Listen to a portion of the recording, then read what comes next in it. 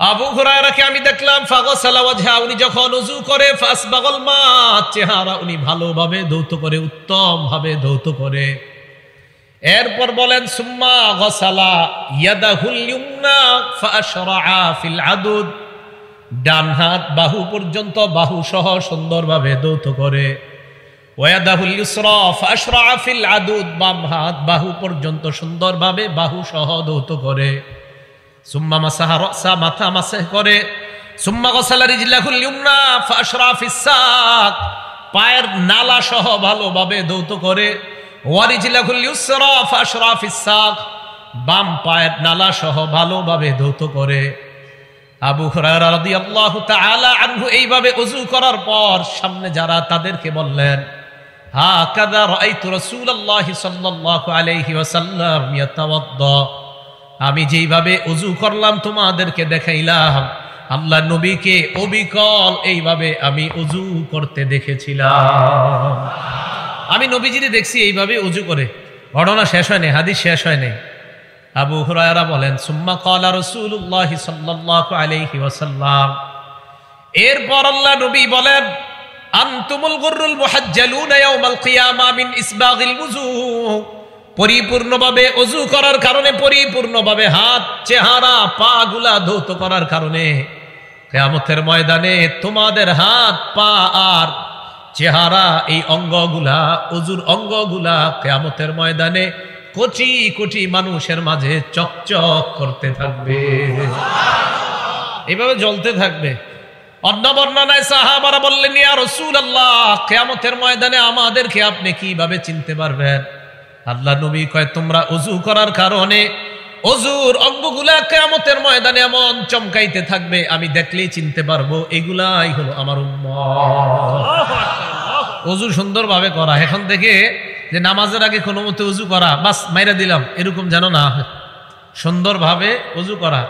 আল্লাহ নবী কয়, ফামানিস্তাতা মিনকুম, তোমাদের কেউ যদি চাও তাহলে ফালইউতিল গুররাতা ওয়া তাহজিলা, তাহলে এই আলোটা, এই সৌন্দর্যতা আরো বাড়ায় নাও। তার মানে ওযু যত সুন্দর হবে তোমার চেহারা হাত পা কিয়ামতের ময়দানে তত বেশি চমকাইতে হবে। এখন কথা আছে আর একটা, কি কথা? ওযু করতে গিয়ে আপনি জামাত প্রথম রাকাতে তাকবীরুল্লাহ ধরতে গিয়া কোনো মতে সেরে লাইছেন কাম, অঙ্গ শুষ্ক রয়েছে, এটার কি ঝামেলা? ঝামেলা আছে। দলিল সহিহ বুখারী 60 নম্বর হাদিস, আব্দুল্লাহ ইবনে ওমর রাদিয়াল্লাহু তাআলা আনহুমার বর্ণনা। আব্দুল্লাহ ইবনে ওমর বলেন, তাখাল্লাফা আন্না নবী সাল্লাল্লাহু আলাইহি ওয়াসাল্লাম ফি সাফরাতিন সাফারনাহা, এক সফরে আমরা আল্লাহর নবীর সাথে ছিলাম। সফরে আমরা সামনে চলে গেলাম, কোনো কারণে আল্লাহর নবী সফরে পিছনে পড়ে গেলেন। সফরে হইতে পারে না এরকম, আমরা সামনে চলে গেলাম, নবী পিছনে পড়ে গেলেন। ফাআদরাকানা, আল্লাহ নবী আমাদেরকে ধরে ফেললেন।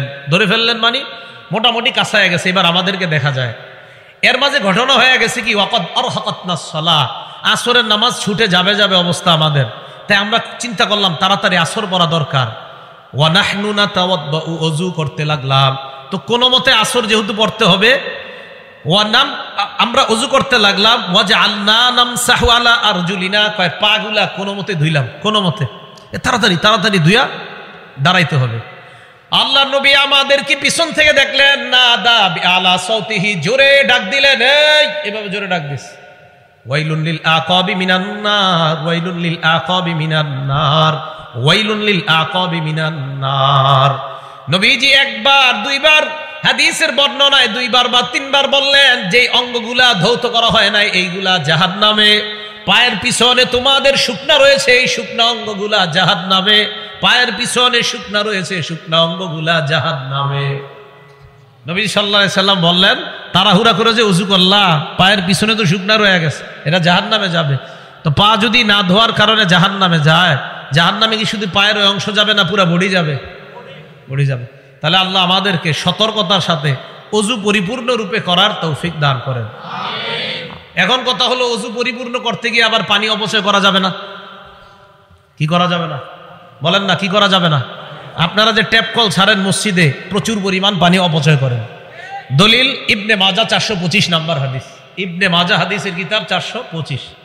মাররা রাসূলুল্লাহ সাল্লাল্লাহু আলাইহি ওয়াসাল্লাম বিসাআদ, আল্লাহ নবী তার সাহাবা সাদ রাদিয়াল্লাহু তাআলা আনহুর পাশ দিয়ে অতিক্রম করলেন। সাদ রাদিয়াল্লাহু তাআলা আন ওযু করতেছিলেন। আল্লাহ নবী তাকে বললেন, মা হাদা সারফু ইয়া সাদ, এ সাদ, ওযুর মধ্যে এত অপচয় কেন করো? হযরতে সাদ জবাব দিলেন, ইয়া রাসূলুল্লাহ আফিল ওযু ইসরাফ, হুজুর ওযুর মধ্যেও কি অপচয় হয়? আল্লাহ নবী জবাব দিলেন, নাম ওয়া ইন কুনতা আলা নাহরিন জার, প্রবাহমান নদী সমুদ্রের মধ্যেও যদি ওযু করো আর যদি বেশি পানি খরচ করো এটাও অপচয়। সমুদ্রে আপনি ওযু করলেন, সমুদ্রে কি পানি শেষ হবে? নবীজি কয় সমুদ্র নদীর মধ্যেও যদি ওযু করো আর এই ওযুতেও যদি তোমার পানি বেশি খরচ হয় এটাও অপচয়। তাহলে ট্যাপ কল দিয়ে যারা ওযু করেন এটা সতর্কতার সাথে ওযু করা। এজন্য আপনারা মা বোনরা যারা বাসা বাড়িতে ওযু করি আমরা সবাই ট্যাপ কলে ওযু না করে ওখান থেকে পানিটা নিয়ে আলাদা কোনো পাত্রে দিয়ে ওযু করলে তাহলে পরিমিত পানি খরচ হবে, এই পানির অপচয় নামক গুনাহ থেকে বাঁচা যাবে। আল্লাহ আমাদেরকে বুঝার তৌফিক দান করেন। এখন আপনি ওযু করলেন, ওযু করার পর কি দোয়া পড়বেন? আপনি চাইলেই ওযু করার সাথে সাথে জান্নাতের 8টা দরজা খুলতে পারবেন। কয়টা দরজা? 8টা দরজা। মুসলিম শরীফ 234 নম্বর হাদিস। ক্বালা রাসূলুল্লাহ সাল্লাল্লাহু আলাইহি ওয়াসাল্লাম, আল্লাহ নবী বলেন, মা মিনকুম মিন আহাদিন ইয়াতাওয়াদ্দা, তোমাদের কেউ যখন ওযু করবা, ওযু করার পর ফায়ুবলিগুল ওযুআ আও ইউসবিগুল ওযুআ, পরিপূর্ণ রূপে ওযু করবা, করার পর সুম্মা ইয়াকুল, এরপর তোমরা পড়বা, আশহাদু আল্লাহ ইলাহা ইল্লাল্লাহ ওয়া আন্না মুহাম্মাদান আবদুহু ওয়া রাসূলুহু, এটা বললেও হবে। আর আপনারা যেটা পারেন ওয়া আশহাদু আন্না মুহাম্মাদান আবদুহু ওয়া রাসূলুহু, এটা বললেও হবে। এরপর পড়বেন, আল্লাহুম্মা জাআলনি মিনাত তাওয়াবিন ওয়া জাআলনি মিনাল মুতাতাহহিরিন।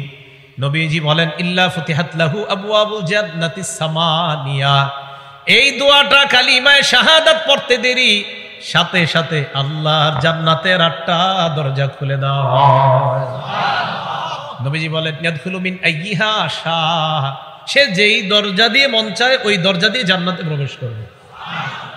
এখন ওযু করার সাথে সাথে আপনি আরেকটা আমল করতে পারেন, যে আমল করার কারণে নবীজি হযরত বেলাল রাদিয়াল্লাহু তাআলা আনহুর পায়ের জুতার আওয়াজ আরশে গিয়ে শুনতে পেয়েছে। দলিল সহিহ বুখারী 1098 নম্বর হাদিস। রাসূল আকরাম সাল্লাল্লাহু আলাইহি সাল্লাম বেলাল রাদিয়াল্লাহু তাআলা আনহুকে বললেন, বেলাল, আমি তোমার কাছে একটা বিষয় জানতে চাই।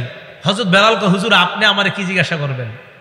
নবীজি বললেন, বেলাল হাদ্দিসনি বিআরজা আমালিন আমিলতাহু ফিল ইসলাম, বেলাল এমন কি আমল তুমি করো আশাব্যঞ্জক আমল, এই আমলের ব্যাপারটা তোমার কাছে জানতে চাই। ফাইন্নী সামিআতু দাফানা আলাইকা বাইনা ইয়াদাইয়া ফিল জান্নাহ, আমি জান্নাতে তোমার পায়ের জুতার আওয়াজ শুনতে পাইছি। তুমি কি আমল করো যে আমলের কারণে তোমার পায়ের জুতার আওয়াজ আমি জান্নাতে শুনতে পাইছি? হযরত বেলাল কয়, ইয়া রাসূলুল্লাহ, এমন আশাব্যঞ্জক আমল আমার জানা নাই, তবে হুজুর একটা আমল আমি করি। গায়রা আন্নী লাম আতাতাহহার বিতুহুরিন ফি সাআতি লাইলিন আও নাহার, দিনে এবং রাতে যখনই আমি ওযু করি, ওযু করার সাথে সাথে ইল্লা সাল্লাইতু মা কুতিবালি আন উসাল্লিয়া, আমারে আল্লাহ যত পরিমাণ তৌফিক দেয় এই পরিমাণ নামাজ আমি আদায় করি। আল্লাহ নবী কয়, বেলাল তোমার এই আমলের কারণে তোমার পায়ের জুতার আওয়াজ আমি নবী জান্নাত থেকে শুনতে পাইলাম। তাহিয়াতুল ওযু বলে, কি বলে? হ্যাঁ, ওযু করার পর 2 রাকাত নামাজ আদায় করা। আচ্ছা, এবার ওযু করলেন, ওযু করার পর মসজিদে আসবেন। কোথায় আসবেন বলেন? মসজিদে আসবেন। আসার সময় কি করবেন? মুসলিম শরীফের 713 নম্বর হাদিস। ক্বালা রাসূলুল্লাহ সাল্লাল্লাহু আলাইহি ওয়াসাল্লাম, আল্লাহ নবী বলেন, ইদা দাখালা আহাদুকুমুল মাসজিদা, তোমাদের কেউ যখন মসজিদে প্রবেশ করবা, ফালইউসাল্লিম আলান নবী সাল্লাল্লাহু আলাইহি ওয়াসাল্লাম, নবীর উপর দুরূদ পড়বা, এরপর পড়বা আল্লাহুম্মা ইফতাহলি আবওয়াবা রাহমাতিক। এটা গুরুত্ব দিয়ে পড়েন তো, আল্লাহুম্মা ইফতাহলি আবওয়াবা রাহমাতিক। প্রত্যেক মসজিদের দরজায় লেখা আছে, এরপরে পড়ে না। আচ্ছা, একটু ভাবেন তো, যখন আপনি মসজিদের দরজা দিয়ে ঢুকতেছেন আর পড়লেন আল্লাহুম্মা ইফতাহলি আবওয়াবা রাহমাতিক, আল্লাহ আপনার রহমতের দরজাগুলো আমার জন্য খুলে দেন, ঘটনাচক্রে যদি ওই মুহূর্তে আপনার দোয়া আল্লাহ কবুল করে ফেলে, তা আপনি কেন পড়বেন না? এটা পড়বেন আর ইয়াকিন রাখবেন, আল্লাহ আল্লাহ আজকে কবুল করেন। আবার এখানে ডাকবেন, আল্লাহ আসরের সময় বললাম আজকে কবুল করেন, আল্লাহ মাগরিবেও দোয়াটা বললাম কবুল করেন। আরে আল্লাহ যদি কবুল করেই নেই তো রহমতের সব দরজা তো আপনার জন্য খোলা। পড়বেন তো ইনশাল্লাহ। এরপর মসজিদে যখন আসবেন এই এনতে মন দিয়ে শুনেন, মসজিদে আসার পর খাদেম সাহেবরে খুঁজবেন, খুঁজে বলবেন, খাদেম সাহেব মসজিদে এত ময়লা কেন, আপনি কি করেন সারাদিন, বেতন কম দিন? এটা কেন না? কারণ নবীজি সাল্লাল্লাহু আলাইহি সাল্লাম মসজিদের ময়লা নিজে পরিষ্কার করছে। আমি আর আপনি কত বড় যে বাহাদুর হয়ে গেছে। কে পরিষ্কার করছে? ঠিকের আওয়াজ আসতে হয়েছে, মানে এই কাজ করতে রাজি না, এই কাজ করতে রাজি না। আল্লাহর রাসূল যেখানে কাজ করছে মসজিদের, তাও কি ময়লা, নাকের, আরেকজনের নাকের ময়লা নবী নিজে পরিষ্কার করছে। আপনারা তো এক একজন লাট বাহাদুর। দলিল সহিহ বুখারী 5760 নম্বর হাদিস। বুখারীর সব মানে খালি ইটা মানতে চান।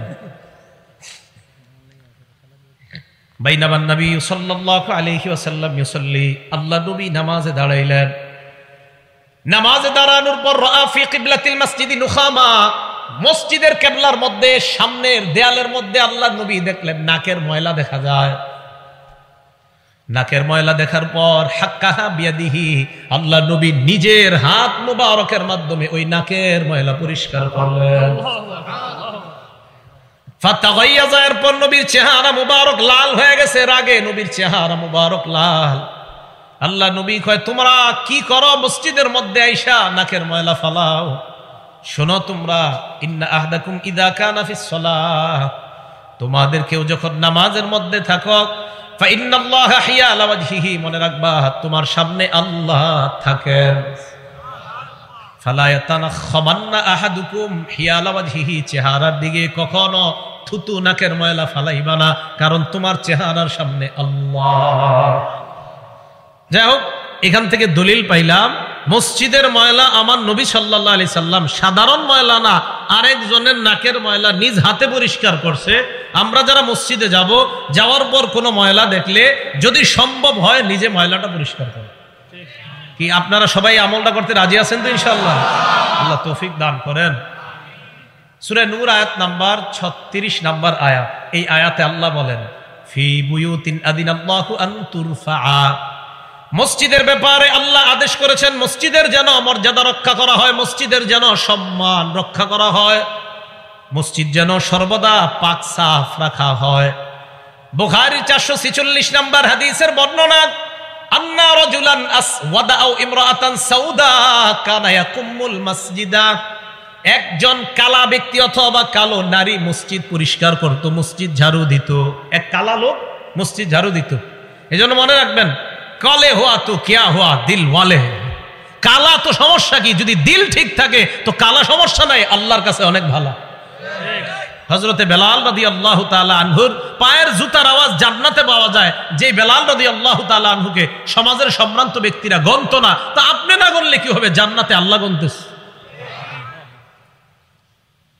রাসূল আকরাম সাল্লাল্লাহু আলাইহি সাল্লাম ওই কালো পুরুষটা আর কালো নারী তো মসজিদ ঝাড়ু দিত। হাদিসের মধ্যে আসছে হয়তো একটা পুরুষ ছিল উনি কালো, অথবা একজন নারী ছিল উনি কালো। সহিহ বুখারীর 446 নম্বর হাদিস। নবী সাল্লাল্লাহু আলাইহি সাল্লাম একদিন আসলেন, আসার পর এই দুইজনের, অর্থাৎ এটা কালো পুরুষও হতে পারে নারী হতে পারে, দেখে নাই। ফাসালা আনহুন নবী সাল্লাল্লাহু আলাইহি ওয়াসাল্লাম, নবী প্রশ্ন করলেন কি ব্যাপার, সে কোথায়? হাদিস দ্বারা কি বোঝা যায় জানেননি? যে লোকটা মসজিদ ঝাড়ু দিত, তারে নবী মনে মনে খুব মায়া করত, খুব মহব্বত করতেন। আয়েশা খুঁজতেছে কোথায়। হাদিস দ্বারা আর একটা বিষয় বোঝা যায়, কালো মানুষ মসজিদ ঝাড়ু দিত, তাই নবীকে না জানানো সারা ফামাতা, ওই লোকটা মারা গেছে, আল্লাহ নবীর না জানায় তারা তাকে দাফন করে দিস। চিন্তা করছে, আর তোর নবীরে কি জানাবো, দাফন করে দিস। আমরা কিন্তু এরকমই করি। হ্যাঁ, ইমাম সাহেবরা কষ্ট নিয়েন না, খতিব ইমাম মুয়াজ্জিন এতটুকু ঠিক আছে, খাদেম। নবী সাল্লাল্লাহু আলাইহি সাল্লাম খুঁজলেন কোথায়, খুঁজুন মারা গেছে। নবীজিকে মারা গেছে মানে আফালা কুনতুম আযানতুমুনি, আমাকে জানাইবা না মারা গেছে? হুজুর আমরা তো মাটি দিয়ে দিছি। কবর কোথায়? দুল্লুনি আলা কবরিহি, আমার কবর কাছে নিয়ে যাও। কবরের কাছে গেছে, সামনে দাঁড়ায় জানাজা নামাজ পড়ছে। মসজিদের খাদেম আপনাদের কিভাবে বুঝাই? রাসূল আকরাম সাল্লাল্লাহু আলাইহি সাল্লাম মসজিদের খাদেমকে তালাশ করে কোথায়। তো নবীজি কয় সাহাবারা হুজুর মারা গেছে। বুখারী শরীফের বর্ণনা, নবী তার কবরের সামনে গেছে, দাঁড়ায়া নামাজ পড়ছে। আমরা সম্মান করবো তো ইনশাআল্লাহ। তাহলে মসজিদ পরিষ্কার করা এটা খাদেমের কাজ না, বলেন আমাদের সবার কাজ, আমাদের সবার কাজ। আল্লাহ গুরুত্ব সহকারে এই আমলগুলা করার তৌফিক দান করেন। তাবলিগে যান না অনেক সময় বিভিন্ন জায়গায়, বিভিন্ন মসজিদে গিয়া মসজিদ ঝাড়ু দিবেন, প্রস্রাবখানা পরিষ্কার করবেন, পায়খানা পরিষ্কার করবেন। আল্লাহর সাথে যে আপনার কি সম্পর্ক হবে আপনি নিজেও জানেন না। তো রাসূল আকরাম সাল্লাল্লাহু আলাইহি সাল্লাম মসজিদ বানাইতে বলছে, মসজিদ পরিষ্কার রাখতেও বলছে। আবু দাউদ শরীফ হাদিস নাম্বার 455 নাম্বার হাদিসের বর্ণনা। আমারও রাসূলুল্লাহ সাল্লাল্লাহু আলাইহি ওয়াসাল্লাম বিবিনা ইল মসজিদি, নবীজি আদেশ করছেন মসজিদ বানানোর জন্য। ফিদ্দুয়ারি, এলাকায় এলাকায় পাড়ায় পাড়ায় মসজিদ বানাইতে বলছেন। ওয়া আনতুনাজ্জাফা ওয়া তুতাইয়াবা, আরেকটা আদেশ করছেন মসজিদগুলা পরিচ্ছন্ন রাখতে হবে, সুগন্ধিময় রাখতে হবে। মসজিদ বানাইতে বলছে, পরিচ্ছন্ন রাখা, সুগন্ধিময় রাখা। আল্লাহ আমাদের সকলকে মসজিদগুলা এইভাবে পবিত্র রাখার তৌফিক দান করেন। সহিহ বুখারীর বর্ণনা 405 নম্বর হাদিস, মন দিয়ে শুনেন এই হাদিসটা। ক্বালা রাসূলুল্লাহ সাল্লাল্লাহু আলাইহি ওয়াসাল্লাম, আল্লাহ নবী বলেন, আল বুযাকু ফিল মসজিদি খাতিআ, মসজিদের মধ্যে থুতু পড়া গুনাহ, মসজিদে থুতু ফালানো গুনাহ। এই গুনাহের কাফফারা কি? নবীজি বলেন, ওয়া কাফফারাতুহা দাফনুহা, ওই থুতুটা মুছে দেওয়া হলো এই গুনাহের কাফফারা। থুতু যদি মুছে দাও আল্লাহ পাক রব্বুল আলামিন তোমার গুনাহ মাফ করে দিবেন। তাহলে থুতু পড়েই যেতে পারে মসজিদে, এটা মুছে দিবে, এই গুনাহের কাফফারা হয়ে যাবে। আল্লাহ আমল করার তৌফিক দান করেন। তাহলে এই হলো এইভাবে মসজিদকে পরিচ্ছন্ন রাখা।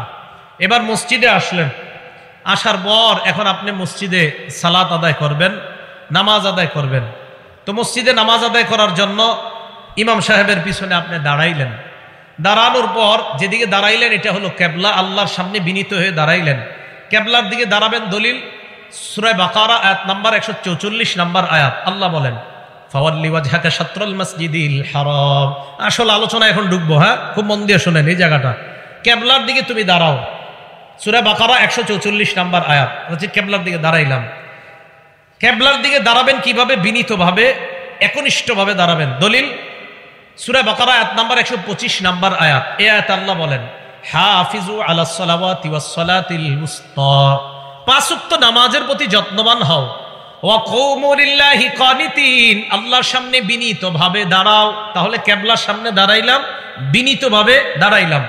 এখন কথা হলো দাঁড়াবো কেন, দাঁড়িয়ে কেন নামাজ পড়বো? সহিহ বুখারী হাদিস নাম্বার 1117। কত হয়? 11,000 বলে কে জানি কিছু। 1117, 317 কত হয়? 1117। এই হাদিসটা কেন সেই হাদিস জানেন? একটা কাজ আছে। আবার বলেন, সহিহ বুখারীর কয় নাম্বার হাদিস? 1117। সারাদিন হাঁটে, হাঁটার পর চা স্টলের সামনে 10 মিনিট গল্প করে, তারে বসে আছে না নাই? এর লাগে হাদিস নাম্বারটা মুখস্থ করাইছে। এই হাদিসের মধ্যে আসছে নবীর সাহাবা ইমরান ইবনে হুসাইন, উনি বলেন, কানাত বি বাওয়াসির, আমার অর্শরোগ ছিল। অর্শরোগ চিনেন তো? আমি আল্লাহ নবীর কাছে জানতে চাইলাম, ইয়া রাসূলুল্লাহ, আমার অর্শরোগ, নামাজ আমি কিভাবে পড়বো আমাকে আপনি জানায় দেন। আল্লাহ নবী বললেন, সল্লি কাইমান, তুমি দাঁড়িয়ে নামাজ পড়বা। ফাইন লাম তাস্তাতি ফাকাইদান, যদি দাঁড়িয়ে নামাজ পড়তে না পারো তাহলে বসে পড়বা। আবার যদি দাঁড়িয়ে, আপনারা না, হুজুররা না, অন্যরা, যদি দাঁড়িয়ে, আবার যদি দাঁড়িয়ে না পারো, বলেন যদি দাঁড়িয়ে তাহলে বসে। তাহলে আবার বসে কখন? আবার বসে কখন? এই যে সারাদিন গল্প করতেছে দাঁড়ায়, সল্লি কাইমান, দাঁড়িয়ে নামাজ পড়ো। ফাইন লাম তাস্তাতি ফাকাইদান, দাঁড়িয়ে না পারলে বসে। ফাইন লাম তাস্তাতি কাইদান, যদি বসে না পারো ফাআলা জামবিন, শুয়ে শুয়ে। তাহলে বলেন তো, 1 নাম্বার যদি দাঁড়ানোর সক্ষম হয় তাহলে কিভাবে নামাজ পড়তে হবে? তাহলে দাঁড়াইলাম, কেবলার সামনে দাঁড়াইলাম, এবার আমি নামাজ শুরু করব। আসল আলোচনায় ঢুকতেছি। আমি আরিফ বিন হাবিব কিভাবে নামাজ পড়ি এটাই কই আমি। এবার আমি নামাজে দাঁড়াবো। দাঁড়ানোর পর আল্লাহু আকবার বলবো আমি, এটা বলে তাকবীর বলবো আমি। এখন কথা হলো, আল্লাহু আকবার যে বলবো এটার দলিল আছে কোথায়? হ্যাঁ, এই যে আমি আল্লাহু আকবার বলবো, সূরা মুদ্দাসসিরের মধ্যে আছে। আল্লাহ পাক রব্বুল আলামিন বলেন, ইয়া আইয়ুহাল মুদ্দাসসির কুম ফাআনজির ওয়া রাব্বাকা ফাকাব্বির।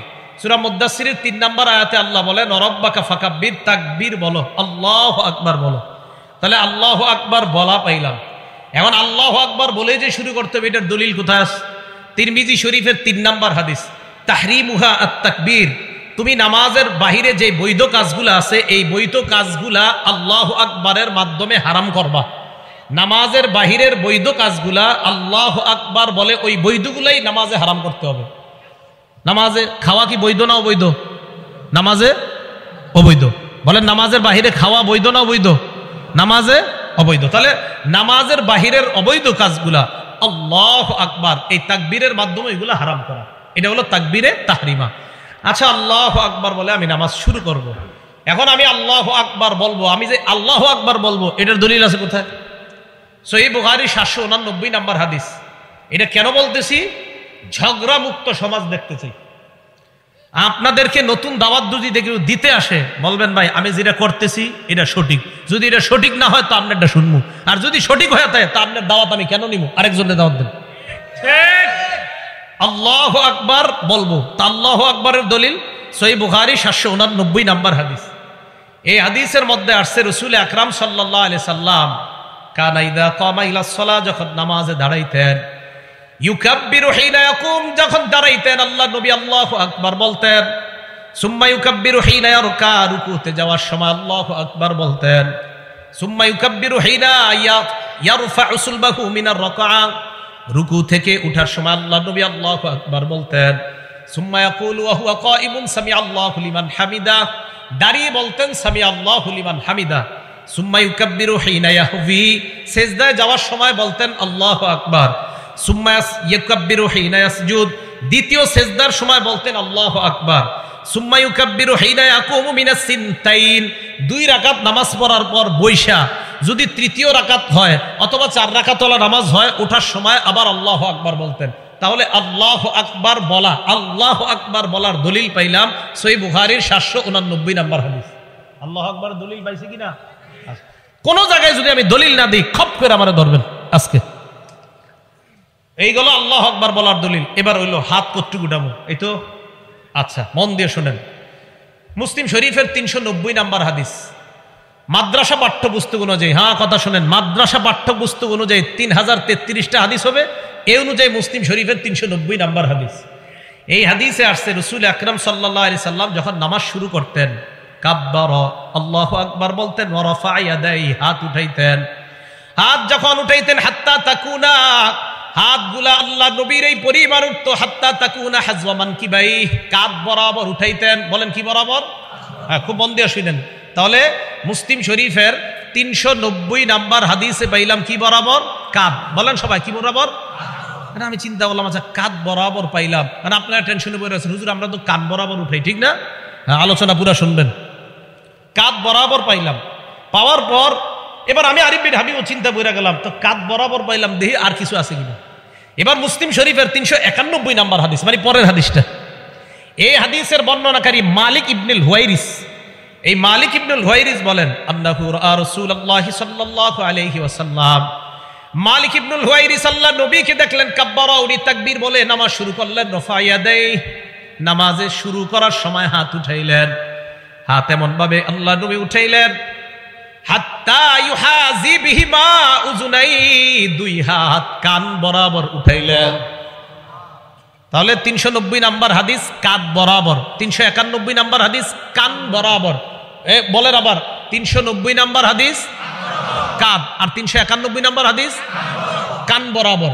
তাহলে 390 নাম্বার হাদিস মুসলিম শরীফের কাঁধ বরাবর, 391 নাম্বার হাদিস কান বরাবর। এখন কানের লতি নামে কোনো শব্দ শুনছেন নি? কানের লতি আমরা কিন্তু ছোটবেলা থেকে শিখছি কানের লতি বরাবর। এখন টেনশনে পড়ে গেলেন আপনারা, হুজুর লতির কথা কই পাইছেন? এই প্রশ্ন করেও লতির কথা এই 391 নাম্বার হাদিসের শেষে আছে মুসলিম শরীফে। হ্যাঁ, এই হাদিসের শেষে আছে। বর্ণনাকারী কতাদা। এই কতাদা রাদিয়াল্লাহু তাআলা আনহুর বর্ণনা, আন্নাহু রাআ রাসূলুল্লাহি সাল্লাল্লাহু আলাইহি ওয়াসাল্লাম কাব্বারা, আল্লাহ নবী তাকবীর বললেন। রফা ইয়াদাই, নবী হাত উঠাইলেন। হাত্তা ইউহাদি বিহিমা ফুরুআ উযুনাই, আল্লাহ নবী 2 হাত কানের লতি বরাবর উঠাইছে। মুসলিম শরীফের 390 নাম্বার হাদিস কাঁধ বরাবর। বলেন কাঁধ কি বরাবর? কাঁধ। 391 নাম্বার হাদিসে 2টা আমল, একটা হলো কান বরাবর আর একটা কানের লতি বরাবর। এখন আসেন, হুজুর কাঁধ পাইলাম, কান পাইলাম, লতি পাইলাম, আপনারা আবার বক্তব্যে শিখান যে 2 হাতের বৃদ্ধাঙ্গুলি লতি বরাবর থাকা, এটা কই পাইছেন? তহাবি শরীফ 1 নম্বর খন্ড 144 নম্বর পৃষ্ঠা। এই পৃষ্ঠা আছে রাসূল আকরাম সাল্লাল্লাহু আলাইহি সাল্লাম যখন তাকবীর বলে নামাজ শুরু করতেন, হাত উঠাইতেন। হাত যখন উঠাইতেন তখন রাসূল সাল্লাল্লাহু আলাইহি সাল্লামের হাত্তা ইয়াকুনু ইবহামাহু, নবীর এই দুই বুড়ো আঙ্গুল মুবারক করিবা মিন শাহবাতাই উযুনাই, কানের লতি বরাবর আসতো। এখন আসেন, তেমন প্রশ্ন হলো হুজুর কাঁধ মানবো না কান মানবো না লতি মানবো, এটা হলো প্রশ্ন। আমি আরিফ বিন হাবিব বলবো আমি এমন এক আমল করবো যে আমলে নবীর 3 হাদিসের উপর আমল হয়। এখন আমার দিকে তাকান, আন্দাজি ঠিক করেন না, বুঝা শুনে করেন। এই দেখেন বুড়ো আঙ্গুল কানের লতি বরাবর আছে। আমার দুই হাতের তালু দেখেন কাঁধ বরাবর, 2 হাতের তালু কি বরাবর, বুড়ো আঙ্গুল কি বরাবর, লতি। আর দুই হাত কান বরাবর। তাহলে লতি বরাবর হাত উঠাইলে কাদের হাদিসের আমল হয়, কানের হাদিসের উপর আমল হয়, লতির হাদিসের উপর আমল হয়। আমার সওয়াব বেশি দরকার তাই আমি 3 হাদিসের উপর আমল করি। আপনি যদি সওয়াব কম দরকার হয় তো করেন কম। আমার যদি কেউ বলেন হুজুর আপনি এটা কেন করেন, আমার সওয়াব বেশি দরকার তাই এটা করি, এটার নামই হানাফি মাযহাব। এটার নাম কি মাযহাব? হানাফি মাযহাব। এটা মনে করে নতুন ধর্ম। তাহলে হাত উঠাইলাম, রয়ে গেল এবার হাত বাঁধবেন কই হুজুর, ঠিকই তো? এই ব্যাপারে 3টা হাদিস শোনেন। 1 তিরমিজি শরীফের 252 নম্বর হাদিস। এই হাদিসের মধ্যে আসছে কানান নবী সাল্লাল্লাহু আলাইহি ওয়াসাল্লাম ইয়াউম্মুনা, নবী আমাদের ইমামতি করতেন। ইয়াখুযু শিমালাহু বিয়ামিনিহি, আল্লাহর নবী বাম হাতকে ডান হাত দিয়ে ধরতেন। কোথায় ধরতেন নাই, ডান হাত দিয়ে বাম হাত ধরতেন এটা আছে, কোথায় ধরতেন এটা নাই। আবার বলছি, ডান হাত দিয়ে বাম হাত ধরতেন, কোথায় ধরতেন এটা নাই। তাহলে হাদিস একটা পাইলাম তিরমিজি শরীফের 252 নাম্বার, ডান হাত দিয়ে বাম হাত ধরতেন। এবার বুখারী শরীফের 740 নাম্বার হাদিস শুনেন। এই হাদিসে আসছে কানান নবী কানান নাস ইউবারুনা আইয়াদার রাজুলুল ইয়াদাল ইউমনা আলা জিরাইহিল ইউসরা, সাহাবাদেরকে আদেশ করা হতো সাহাবারা যেন ডান হাত দিয়ে বাম হাতের বাহু ধরে। বলেন ডান হাত বাম হাতের বাহুতে রাখবে, বলেন ডান হাত বাম হাতের। প্রথমে পাইলাম ডান হাত দিয়ে বাম হাত ধরা, বুখারীর হাদিসে পাইলাম ডান হাত বাম হাতের বাহুতে রাখা। এখন আপনাকে প্রশ্ন হুজুর আমরা তো কবজি ধরি, এই তো, আর আমরা কবজি ধরি না। তাহলে আবার আগের কথা, এমন এক হাদিসের উপর আমল করবো যে হাদিসে বাহুও আসে, কবজিও আসে, তালুও আসে, যে আমল করলে নবীর 3 হাদিসের উপর আমল হয় এমন কোন হাদিস পাই কিনা দেখি। আবু দাউদ শরীফের 727 নম্বর হাদিস, হাদিস যা বলছি সব সহিহ হাদিস। আবু দাউদ শরীফের 727 নম্বর হাদিস। এই হাদিসে আসছে রাসূল আকরাম সাল্লাল্লাহু আলাইহি সাল্লাম ওয়াদা ইয়াদাহুল ইউমনা আলা যহরি কাফিহিল ইউসরা ওয়ার রুসদি ওয়াস সাইদি, নবী ডান হাত দিয়ে বাম হাত মুবারক এমন ভাবে ধরতেন যে নবীর ডান হাত বাম হাতের তালুর পিঠ ধরতো, বাম হাতের কবজি ধরতো, বাম হাতের বাহু ধরতো। ওই আগের তিরমিজির হাদিসে আছেন 255 নম্বর হাদিসে আছে হাত ধরতেন, বুখারীর 740-এ আছে বাহু ধরতেন, আর আবু দাউদের 727 নম্বর হাদিসে পাইলাম বাহুও পাইলাম, কবজিও পাইলাম, হাতের এই তালুর পিঠও পাইলাম। তো এই হাদিসের উপর আমল করলে বুখারীর হাদিস অনুযায়ী বাহুর উপর আমল হয়, তিরমিজির হাদিস অনুযায়ী হাত ধরার আমল হয়, আবু দাউদের হাদিস অনুযায়ী কবজি, হাতের তালুর পিঠ এবং বাহু সবগুলোর উপর আমল হয়। ভাই আমি এই জন্য এটা পালন করি। আমি কখনো কাউকে আঘাত করে কথা বলা পছন্দ করি না আমি, কিন্তু আমাকে যদি বলেন কেন, আমি বলবো এই কারণে আমি 3 সুন্নাহ পালন করে বেশি সওয়াব চাই। আমি আগেও বললাম ওই জায়গায় আমি বেশি সুন্নাহ পালন করে বেশি সওয়াব চাই। এবার শুনছেন দ্বিতীয় কথাটা, এটাই হানাফি মাযহাব। এটা কি মাযহাব? এটা কোনো নতুন ধর্ম না, এই ভুল বুঝবেন না। এবার আসেন হাত বাঁধবেন, এই তো কি করবেন, হাত বাঁধবেন। এই কথাগুলোর বিরুদ্ধেও যদি কারো কেউ থাকেন মন দিয়ে শোনেন, শিক্ষিত কোনো যুবক ভাইরা যদি থাকেন শোনেন, শোনার পরে আমার বিরুদ্ধে কিছু লেখার আগেও আপনি অন্তত মাথাটা লাগায় চিন্তা করবেন যে আসলে রাসূলের সুন্নাহ কোনটা। আর আমি তো কাউকে আঘাত করে কাউকে ইঙ্গিত করে কিছু বলছি না, আমি শুধু বলছি আমার সালাত শুদ্ধ কিনা, আমার সালাত কি কিনা, আমার নামাজ। আমি পড়াশোনা কইরা মনে করছেন যে আন্দাজে আমল করবো, নামাজ শুদ্ধ হবে না, পাগল নাকি আমি? হ্যাঁ, তান পড়ছি কি করতে? একজন ডাক্তার হয়েছে, ডাক্তার হওয়ার পর ওনারা আপনি বললেন তুমি পাগল, বেচারা কষ্ট পাবে না? তা আমি এই 16 বছর 20 বছর পড়াশোনা করলাম ভুল আমল করার জন্য না সঠিকটা জানার জন্য? তাই ভাই আমি আমারটা বলছি। এখন আসেন হাত রাখা।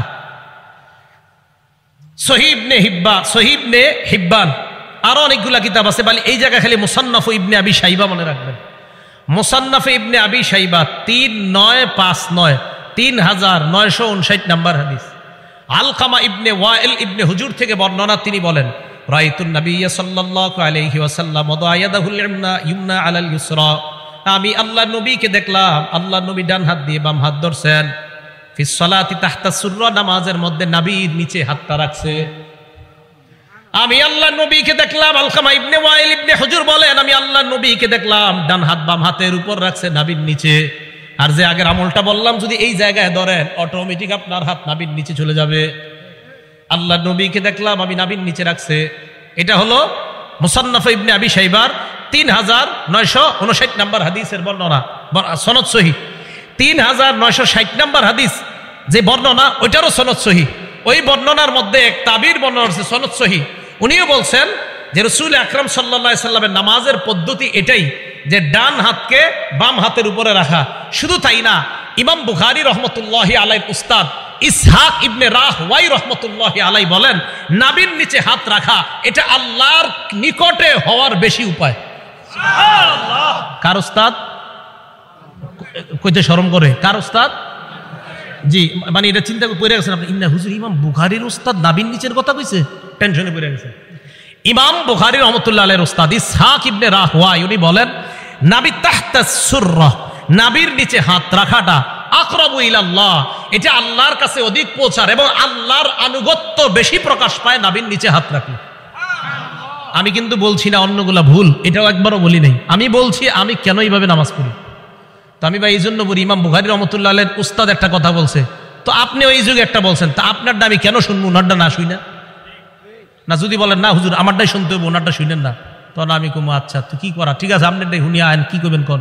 এই তো ইমাম বুখারী রাহমাতুল্লাহি আলাইহির উস্তাদের কথা তুই আপনারটা শুনবো না। আমি আবারও বলছি আমি এইভাবে কেন নামাজ পড়ি, শুধু এগুলা বলছি। এবার আসেন হাত রাখলাম, রাখার পর এবার সালাত শুরু হয়ে গেল। তো মোটামুটি যেতটুকু নিয়ে আপনাদেরকে নতুনভাবে কিছু শিখাইতে চাই এতটুকু কিন্তু হয়ে গেছে। মুসান্নাফ ইবনে আবি শাইবা 3959, 3960, 3963 তিনোটার সনদ সহিহ। হলেন তিনোটার সনদ সহিহ। হ্যাঁ, একটা কথা আছে, এই 3959 উপরে অনেকে প্রশ্ন করে আপনারা যে হাদিস করেন এই হাদিসটা মুসান্নাফ ইবনে আবি শাইবাতে নাই। কথাটা সঠিক না। কিছু পাণ্ডুলিপিতে নাই, এটা সঠিক, কিছু পাণ্ডুলিপিতে আছে। এখন যদি বলেন হুজুর কিছু পাণ্ডুলিপিতে কেন নাই, আমি বলবো তিরমিজি শরীফেরও অনেক হাদিস এই পাণ্ডুলিপিতে আছে, তো আরেকটা নাই, সেখানে কেন নাই? তিরমিজি শরীফের পাণ্ডুলিপির 3 জন বর্ণনাকারী বলি, একজন আব্দুর রহমান মুবারকপুরি, ওনার একটা পাণ্ডুলিপি আছে। শুআইব আল আরনাউত, ওনার একটা পাণ্ডুলিপি আছে। আহমদ শাকের, ওনার একটা পাণ্ডুলিপি আছে। 3 পাণ্ডুলিপি খোলেন, দেখবেন একটাতে কিছু হাদিস আছে আরেকটাতে কিছু নাই। যদি বলেন একটাতে কিছু থাকা আরেকটাতে কিছু নাই, এটা মানি না, তো তিরমিজিও তো মানবেন না, এটা তো 6 কিতাবের এক কিতাব। তাহলে এই অভিযোগ সঠিক না। সহিহ হাদিস যেখানেই পাবো সেখান থেকে নিব, এটা যেই কিতাবই থাক। সহিহ হাদিস যেখানে পাবো সেখান থেকে নিব, এটা যে কিতাবে থাক। এই হলো আপনি সালাত শুরু করলেন। এখন আপনি নামাজ শুরু করার পর আপনি ইমামের পিছনে যখন দাঁড়ান, ইমাম সাহেব কেরাত পড়ে, তখন আমরা বলি আমরা কেরাত পড়ি না। কেন পড়ি না?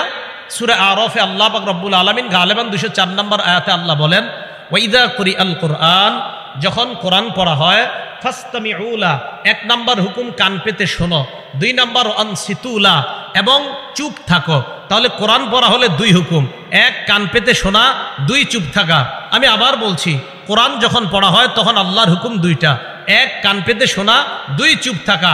এই আয়াতের ব্যাপারে প্রায় সকল মুফাসসিরিনে কেরাম এবং মুহাদ্দিসিনে কেরাম, শুধু তাই না তাফসিরে তবারির যে মুফাসসির, তাফসিরে তবারি কেন বললাম, একটা কারণ আছে, কারণ তাফসিরে তবারিটা আমাদের দেশের এক শ্রেণীর মানে যে শ্রেণীর হোক তারা ফলো করে। ওই কিতাবেরও মুসান্নিফ বলছে এই আয়াত হলো নামাজের ব্যাপারে, অর্থাৎ নামাজে যখন কোরআন তেলাওয়াত করা হয় মুক্তাদি তখন চুপ থাকবে। মুক্তাদি তখন কি থাকবে? এই জন্য আমি চুপ থাকি। মানে আপনারা থাকেন কিনা জানি না, মানে আমি কিন্তু আমার বলতেছি, কেন বলতেছি জানেন? আপনাদের কাউরে যাতে আমি কোনো আঘাত না করি, সব আমি বলতেছি। আমি এভাবে নামাজ পড়ি, এভাবে হাত উঠাই। কেন উঠাই? আমার বেশি সওয়াব দরকার, তাই কিয়ামতের মাঠে ঠিকা যাবো একটা সওয়াবের জন্য, তো ওই দিন যেন আল্লাহ না ঠেকায়, তা আমার সওয়াব বেশি দরকার ভাই, আমি এই কারণে করি, আমি ঝগড়ামুক্ত থাকতে চাই, এই জন্য আমি ঝগড়া করতে চাই না। বলতে পারেন কেন? কারণ নবীজি বলছে আনা জাইমুন বিবাইতিন ফি রাবদিল জান্নাহ লিমান তারাকাল মিরাআ, যে ব্যক্তি ঝগড়া করা ছেড়ে দেয় আমি নবী জান্নাতের মাঝখানে তার একটা ঘরের দায়িত্ব নিয়ে দিলাম। ঝগড়া করতে চাই না। আমারে যদি কেউ বলেন হুজুর আহেন পারলে আমার সাথে বসেন, আমি বলবো বসাবসির দরকার নাই, আমি এইভাবে নামাজ পড়ি এই হাদিসের কারণে, এইভাবে হাত উঠাই ওই হাদিসের কারণে, এইভাবে হাত বাঁধি এই হাদিসের কারণে, আমি এইভাবে আমল করলে দেখি 3 সুন্নাহ পালন করা হয়, আমি এইভাবে হাত বাঁধলে দেখি 3 সুন্নাহ পালন করা হয়, আমি ওইভাবে হাতটা উঠাইলে দেখি 3 সুন্নাহ পালন করা হয়, সুন্নত 3টা পালন করলে 3 সুন্নতের সওয়াব হয়, এই জন্য আমার সওয়াব বেশি দরকার তাই করি। আপনি ঝগড়া করলে অন্য জায়গায় যান, আমার সাথে না। কেন? আমি ঝগড়া পারি না, একদম সত্যি কথা। আবার যদি কোন হুজুর বহস করেন আসেন, আমি বহসে জিরো, একদম কোনো মোটেই যোগ্যতা নাই আমার, আপনাদের সাধারণ কারো সাথে পারবো না, আর তো আলেম দূরের কথা। আল্লাহ আমাদের সকলকে ফিতনা থেকে বেঁচে থাকার তৌফিক দান করেন। এবার আসেন নামাজের তো ব্যাপারে ভালোই শুনলেন, এখন যে কথাগুলো বলবো এগুলো শুনলে অনেক মুরব্বীদের কষ্ট লাগবে, বাকি যাদের ভিতরে এই রোগ আছে তাদের কষ্ট লাগবে, রোগ না থাকলে লাগবে না। রাসূল আকরাম সাল্লাল্লাহু আলাইহি সাল্লাম মসজিদে বসা, এক সাহাবা আসার পর উনি নামাজ পড়লেন, আল্লাহু আকবার। নামাজ পড়ার পর আল্লাহ রসুলের সামনে গেলেন, যাওয়ার পর সাল্লাম আলা নবী সাল্লাল্লাহু আলাইহি ওয়াসাল্লাম, আল্লাহ নবীকে সালাম দিলেন।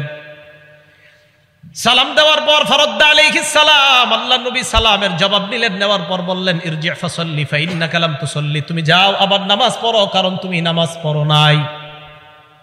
উনি আবার গেলেন, আবার নামাজ পড়লেন, আবার আসলেন, আবার সালাম দিলেন, আল্লাহ নবী বললেন তুমি আবার যাও, আবার নামাজ পড়ো। আবার গেলেন, আবার নামাজ আদায় করলেন, আবার আল্লাহ নবীকে সালাম দিলেন। সালাম দেওয়ার পর নবী সালামের জবাব নিয়ে বললেন আবার যাও তুমি নামাজ পড়ো, তুমি নামাজ পড়ো নাই। তিনবার এইভাবে হওয়ার পর আল্লাহ নবী তাকে বললেন তুমি যাও আবার নামাজ পড়ো। ওই সাহাবা জবাব দিলেন ইয়া রাসূলুল্লাহ মা উহসিনু গায়রা, আমি এর চাইতে ভালো সুন্দর নামাজ পড়তে পারি না, আল্লিমনি, আমাকে আপনি নামাজ কিভাবে পড়তে হয় শিখায়া দেন। নবীজি বললেন ইদা কুমতা ইলাস সালাহ, যখন নামাজের ইচ্ছা পোষণ করবা ফাকাব্বির, তখন তুমি তাকবীর বলবা। তাকবীর বলার পর ফাকরা মা তায়াসসারা মাকা মিনাল কুরআন, কোরআনের যেই জায়গা সহজ ওই জায়গা থেকে পড়বা। এবার শুনেন, পড়ার পর সুম্মারকার পর রুকু করবা, হাত্তা তাতমাইন্না রাকিআ, ধীর স্থিরতার সাথে রুকু করবা, যতক্ষণ তোমার ইতমিনান না হয় ততক্ষণ তুমি রুকুতে থাকবা। এরপর আল্লাহ নবী বলেন সুম্মারফা রাসাকা মিনার রুকুই হাত্তা তাতাদিলা কাইমা, এরপর রুকু থেকে দাঁড়াইবা, সোজা হয়ে দাঁড়াইবা, বাঁকা হয়ে থাকা যাবে না, হ্যাঁ সোজা হয়ে দাঁড়াইবা। আমাদের অনেকেই এইভাবে বাঁকা হয়ে থাকে, আর বুঝায় ও ইমাম সাহেব তাড়াতাড়ি সিজদায় যান, বাঁকা হয়ে থাকে, উঠা ভাই হুজুর আমার কাজ আছে তো তাড়াতাড়ি সিজদায় যান। কষ্ট নিয়েন না, যাদের মাজায় সমস্যা ভিন্ন কথা, যারা এমনি কুজা এদের জন্য না এটা, যারা এমনি সুন্দরভাবে হাঁটতে পারেন কিন্তু নামাজে গেলে রুকু থেকে উঠে এইভাবে দাঁড়ায় থাকেন, হ্যাঁ মানে এইভাবে আপনি বাঁকা হয়ে থাকেন, পুরাপুরি দাঁড়ান না। আল্লাহ নবী কয় হাত্তা তাতাদিলা কাইমা, তুমি পরিপূর্ণভাবে দাঁড়াইবা, সোজা হয়ে দাঁড়াইবা। দাঁড়ানোর পর সুম্মা সুজুদের পর সিজদা করবা, হাত্তা তাতমাইন্না সাজিদা, ধীরস্থিরতার সাথে সিজদা করবা। 2 সেজদার মাঝখানে বসবা, এই 2 সেজদার মাঝখানে অনেকে এইভাবে বাঁকা হয়ে থাকে, ঠিক না? 2 সেজদার মাঝখানে মানে উঠে বাঁকা হয়ে থাকে, হুজুর আরেকটা সেজদা তাড়াতাড়ি দেন, এইভাবে থাকে। মনে রাখবেন বাঁকা হওয়াটা যদি বেশিরভাগ নিচের দিকে থাকে তো আপনার তো সেজদা একটা হইলো, আরে বাঁকা হওয়া যদি বেশি নিচের দিকে থাকে তো আপনি সেজদা 2টা দেওয়ার কথা না, তো আপনার তো কোনো ওজোর নাই, আপনি ইচ্ছা করে এইভাবে রয়েছেন, মানে আপনি এক সেজদা থেকে এখনো উঠেন নাই, 2 সেজদার মাঝখানে আপনি বসেন নাই। আল্লাহ নবী বললেন এইভাবে 2 সেজদার মাঝখানে বসবা। ইফআল যালিকা ফি সলাতিকা কুল্লিহা, আমি যেইভাবে তোমাকে নামাজ শিখাইলাম এইভাবে তুমি নামাজ পরিপূর্ণ করবা। নামাজ পরিপূর্ণ করার পর সালাম ফিরানোর পর, নামাজের পর সালাম ফিরানোর পর কিছু আমল আছে, এই আমলগুলা করবেন। নবীজির সাহাবা হযরত মুআজকে আল্লাহ নবী বলেন মুআজ আল্লাহর কসম আমি তোমাকে ভালোবাসি। আবার বললেন মুআজ আল্লাহর কসম আমি তোমাকে ভালোবাসি। সাহাবা নবীর যেটা করার কথা উল্টা নবী সাহাবারে কয় আমি তোমাকে ভালোবাসি, আমি তোমাকে ভালোবাসি। নবী সাহাবারে কয় ভালোবাসার দাবি নি বলিলা তাদান্না দুবরা কুল্লি সালাতিন মাকতুবা আন তাকুলা আল্লাহুম্মা আইন্নি আলা যিকরিকা ওয়া শুকরিকা ওয়া হুসনি ইবাদাতিক। মুআজ তুমি কখনো নামাজের পর এই আমলটা ছাড়বা না, সালাম ফিরানোর সাথে সাথেই তুমি পড়বা আল্লাহুম্মা আইন্নি আলা যিকরিক, ওয়া শুকরিক ওয়া হুসনি ইবাদাতিক, তুমি জিন্দেগিতেও নামাজের পরে আমলটা ছাড়বা না। তা আশাবাদী আমি। আপনারা সালাম ফিরানোর পর ইমাম সাহেব যারা আছি, আমি আলহামদুলিল্লাহ আমরা যারা আছি, আমি যেই মসজিদগুলা আমার তদারকিতে আছে সব মসজিদে আমলগুলা সালাম ফিরানোর পর মুসল্লিদেরকে আমল করার সুযোগ দেওয়া। তো আল্লাহুম্মা আইন্নি আলা যিকরিক ওয়া শুকরিক ওয়া হুসনি ইবাদাতিক, এই আমলটা করা। আর আস্তাগফিরুল্লাহ আস্তাগফিরুল্লাহ 3 বার পড়া, আস্তাগফিরুল্লাহ আস্তাগফিরুল্লাহ 3 বার পড়া। আর কিছু তাসবিহাত আছে, 3 বার সুবহানাল্লাহ, 3 বার আলহামদুলিল্লাহ, 33 বার সুবহানাল্লাহ, 33 বার আলহামদুলিল্লাহ, 33 বার আল্লাহু আকবার। 99 হওয়ার পর 34তম বারে পড়বেন, মানে 34তম বার মানে আল্লাহু আকবার 33 বার বলার পর 34তম, আর 3 99 হওয়ার পর 100তম বারে পড়বেন লা ইলাহা ইল্লাল্লাহু ওয়াহদাহু লা শারীকা লাহ লাহুল মুলকু ওয়া লাহুল হামদু ওয়া হুয়া আলা কুল্লি শাইইন কাদির। এই দোয়াটা যদি কেউ পড়ে, রাসূল আকরাম সাল্লাল্লাহু আলাইহি সাল্লাম বলেন এই 100 বার হওয়ার পর গুফিরাত খাতায়া ওয়া ইন কানাত মিসলা জাবাদিল বাহরি, সমুদ্রের ফেনা পরিমাণ গুনাহ হলেও তার গুনাহ আল্লাহ মাফ করে। সুবহানাল্লাহ। আরেকটা পড়েন আমার সাথে, সুবহানাল্লাহি ওয়া বিহামদি, বাস এটুকুই 100 বার। কয়বার? এটা যদি 100 বার পড়েন, আল্লাহ নবী বলেন এটা বললেও সমুদ্রের ফেনা পরিমাণ গুনাহ যদি হয় তার গুনাহ আল্লাহ মাফ করে দেয়। আর আয়াতুল কুরসি পড়বেন। বুলুগুল মারাম 97 নম্বর হাদিস, এই হাদিসের মধ্যে আসছে ক্বালা রাসূলুল্লাহ সাল্লাল্লাহু আলাইহি ওয়াসাল্লাম মান ক্বারা আয়াতুল কুরসি দুবুরা কুল্লি সালাতিন মাকতুবা, কোন ব্যক্তি যদি ফরজ নামাজের পর আয়াতুল কুরসি পড়ে, লাম ইয়ামনাহু মিন দুখুলিল জান্নাহ ইল্লাল মাউত, মরবে আর জান্নাতে যাবে। এই 2 জান্নাত আর ওই ব্যক্তির মাঝে ব্যবধান হলো মৃত্যুবরণ করা, মারা যাওয়ার সাথে সাথে আল্লাহর জান্নাতের মেহমান। তাহলে আয়াতুল কুরসি পড়া এটা কখনো ছাড়বেন না। মা বোনরা যারা পারেন না দেখে দেখে আয়াতুল কুরসি পড়বেন, আপনারা যারা পারেন না দেখে দেখে আয়াতুল কুরসি পড়বেন। এরপরে যদি মুনাজাতের প্রয়োজন হয়, মুনাজাতে যদি কারো শরীক হইতে মন চায় হবেন, মন না চাইলে হবেন না। কোনো আলেম বলে না যে মুনাজাত নামাজের অংশ, এটা আপনারা শুধু শুধু ইমামদের উপর অভিযোগ দেন। হয় কি যে ইমাম সাহেবরা বলে মুনাজাত নাকি নামাজের অংশ না, মুনাজাত ইমাম সাহেব করে ওনার মন মতো। আপনার মন চাইলে ওনার সাথে শরীক হবেন, মন না চাইলে শরীক হবেন না। মনে রাখবেন নামাজ আলাদা ইবাদত, মুনাজাত আলাদা ইবাদত। মনে থাকবে, নামাজ বলেন নামাজ আলাদা ইবাদত, মুনাজাত আলাদা ইবাদত। কোন মুসল্লি যদি মন চায় আমি মুনাজাত করবো না, আমি দাঁড়ায় সুন্নত পড়ব, আপনি বলেন আপনার কোন ইমাম সাহেব না করছে কোনোদিন? তা আন্দাজি অভিযোগ দেন কেন? সেই জন্য আপনার এরপরে যদি মন চায় উনি মুনাজাত করলে আপনার মন চাইলে ওনার সাথে মুনাজাতে শরীক হবেন, মন না চাইলে শরীক হবেন না। যদি কোন কোথায় আলা ইবনে হাজরামি রাসূল সাল্লাল্লাহু আলাইহি সাল্লামের সাহাবা ফজরের নামাজের পর মুনাজাত করছে, অন্য যারা সামনে ছিল তারা আমিন আমিন বলছে। তারা কি বলছে? আমিন আমিন বলছে। এটা বলার পরে এখন কি বলবে জানেননি অনেকে? হুজুর উনি তো ক্ষেত্র বিশেষ মুনাজাত করছে। অনেকে বলবে কি ক্ষেত্র? তখন বলবে আলা হাজরামি, নবীর সাহাবা আলা হাজরামি তখন বিপদ ছিল খুব, ওই বিপদ থেকে মুক্তির জন্য ফজরের পরে মুনাজাত করছে। আমি জানি এই কথাটা অনেকে বলবে যে আলা হাজরামি বিপদে ছিল, বিপদ থেকে মুক্তির জন্য মুনাজাত করছে। আমরা মুসলমানরা কি কম বিপদে আছি? যদি বলেন না আমি তো হুজুর পুরো বিপদ মুক্ত, তো ঠিক আছে মাশাআল্লাহ, আপনি খতিব হয়ে যান মসজিদের, যেটা আপনি এত পেরেশান মুক্ত। একজন খতিব আলোচনা করার আগে হাজারো চিন্তা করে তার একটা আলোচনা করতে হয়। তাহলে মুনাজাত করছে কিনা আলা হাজরামি। বাকি বললাম মুনাজাত এটা বাড়াবাড়ির জিনিসটা, কারো মন চাইলে করবে, কারো মন চাইলে করবে না। আলা হাজরামি উনি ফজরের নামাজের পর মুনাজাত করছে। আল বিদায়া ওয়ান নিহায়াতে আছে এই বর্ণনা, লম্বা আলোচনা, ইতিহাসের কিতাবে স্পষ্ট লেখা আছে। তো এই লেখার উপর আবার প্রশ্ন উঠবে অনেকের, হুজুর উনি তো একটা বিপদে ছিল তখন, তাই আমরা মুসলমানরা এখন প্রতি মুহূর্তে বিপদে আছি। এবার আসেন মসজিদে যে ঢুকলেন, অনেক আলোচনায় তো শুনলেন কাঁচা রসুন আর কাঁচা পেঁয়াজ খায়া যারা মসজিদে ঢুকেন। কি রসুন আর কাঁচা পেঁয়াজ মুড়ি বানায়া মাত্র খায়াটায় ঢুকছেন ঘর মসজিদে, এটা করেন না। তিরমিজি শরীফের 3927 নম্বর হাদিস, ক্বালা রাসূলুল্লাহ সাল্লাল্লাহু আলাইহি ওয়াসাল্লাম, আল্লাহ নবী বলেন আন্নান নাবিয়্যা নাহা আন হাতাইনিশ শাজারাতাইন, নবীজি এই 2 গাছ থেকে নিষেধ করেছেন। নবী বলেন মান আকালাহুমা, এই 2 গাছ তথা ইয়ানিল বাসলা ওয়াস সুমা, কেউ যদি পেঁয়াজ এবং রসুন খায় ফালা ইয়াকরাবান্না মাসজিদানা, সেজন্য আমাদের মসজিদের কাছেও না আসে। নবীজি বলেন কেউ যদি কাঁচা পেঁয়াজ আজ কাঁচা রসুন খায় সেজন্য আমাদের মসজিদের কাছে না আসে। হ্যাঁ, যদি আপনি খাইতে হয়, যদি কাঁচা পেঁয়াজ আর কাঁচা রসুন ইত্যাদি খাইয়া অথবা পেঁয়াজ দিয়ে মুড়ি বানানো খায়া মসজিদে আসতে হয়, তাহলে ব্রাশ করে আসবেন। কি করে আসবেন? ব্রাশ কেন ব্রাশ করে আসবেন? মুসলিম শরীফের হাদিসে আসছে, ক্বালা রাসূলুল্লাহ সাল্লাল্লাহু আলাইহি ওয়াসাল্লাম, আল্লাহ নবী বলেন, শোনো তোমরা, এই যে গন্ধযুক্ত গাছ, এই গন্ধযুক্ত গাছ যারা খায়, নবী বলেন, মান আকালা মিন হাযিহি শাজারাতিল মুনতিনা, মুনতিনা মানে গন্ধযুক্ত গাছ, যে গাছের গন্ধ আছে, যারা খাও, ফালা ইয়াকরাবান্না মাসজিদানা, মসজিদে আসবা না। প্রশ্ন হতে পারে কেন?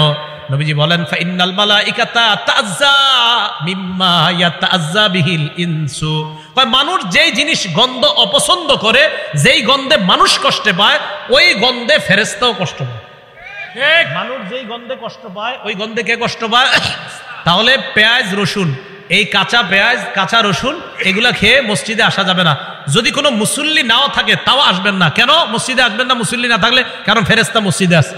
তখন আপনি যখন ওই কাঁচা পেঁয়াজের গন্ধ, এটা যেমন মানুষ সহ্য করতে পারে না, ফেরেশতাও সহ্য করতে পারে না। এবার বলেন তো, কাঁচা পেঁয়াজ খায় মসজিদে যদি যাওয়া নিষেধ হয়, সিগারেট খেয়ে না, ওটা গন্ধ তো অনেক সুন্দর, হ্যাঁ নিষেধ না? সিগারেটের দলিল কি? সিগারেট যে দুর্গন্ধ, এটা খেয়ে যাওয়া নিষেধ, দলিল কি? এই হাদিস দলিল। কারণ দুর্গন্ধযুক্ত গাছ খেয়ে যদি মসজিদে যাওয়া নিষেধ হয়, যেটা একটা হালাল, পেঁয়াজ হালাল না হারাম? রসুন হালাল না হারাম? হালাল। এই হালাল জিনিস খেয়ে মসজিদে যাওয়া নিষেধ। ধূমপানের প্যাকেটের উপরে কি লেখা থাকে? এটা কি এখনো আছে? এখন তো নতুন কথা, ধূমপান মৃত্যু ঘটায়। তো যেই জিনিসের উপর লেখা মৃত্যু ঘটায়, এই জিনিস খায় আপনি মসজিদে গিয়ে মাশাআল্লাহ ফেরেশতাদেরকে আনন্দ দিতে চান, তাহলে ফেরেশতাদেরকে কষ্ট দেওয়া যাবে না। ভাই কষ্ট নেন নাই তো আপনারা? মানে বলতে চাইলাম, আমি তো খাইতে নিষেধ করিনি নাকি?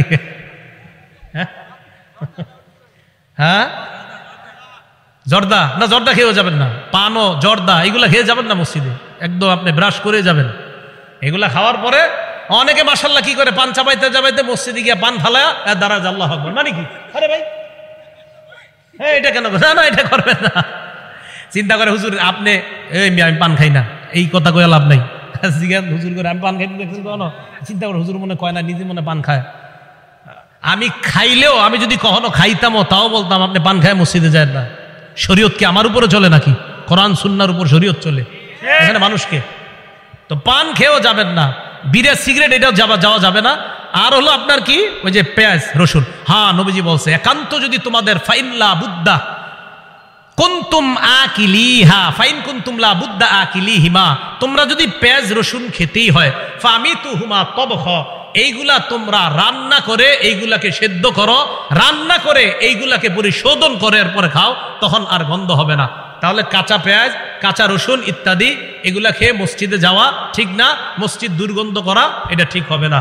আল্লাহ আমাদের সকলকে যে কথাগুলা শুনলাম, বিশেষ করে একটু বসেন, সর্বশেষ জানতে চাই, বলেন তো আমি যে সালাতের পদ্ধতি বর্ণনা করছি, এইভাবে কে নামাজ পড়ে? আপনারা বলেন, আপনি কে?